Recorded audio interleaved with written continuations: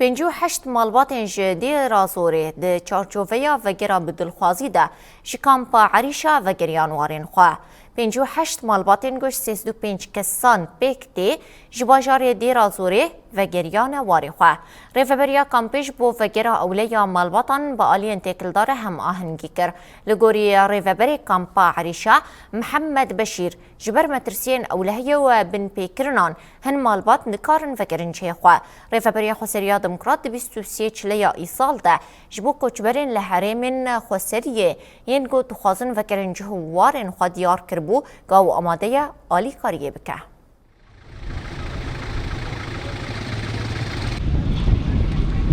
بالنسبة لرحلة إيرو دركت مخيم عريشة بينجي وحيشت عائلة بون مالبات بون وسيسلو بينج كسبون.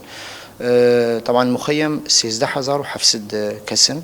هناك جوان خوازن دركبن، هناك جوان ناخوازن دركبن، هناك مثلا استقرارات مناطقي وان تجي بندنة هلا وضع تشاوابه، وهناك جيت خوازن دركبن.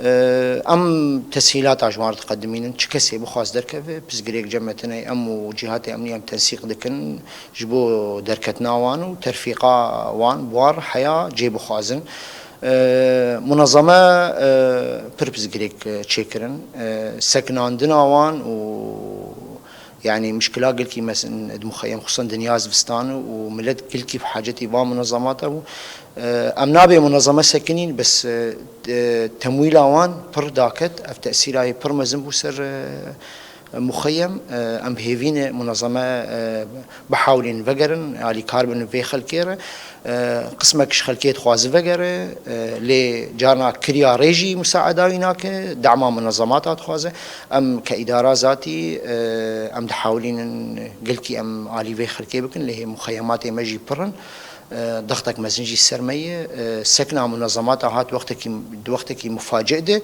يعني جنفش كده جو فامي بسكنن تدي منظمة بري بمحكي دم هذا بيجمع تمويل منما لأف قرار أمريكي هشت مباشر بسكنن أبو بسجريكك جمرة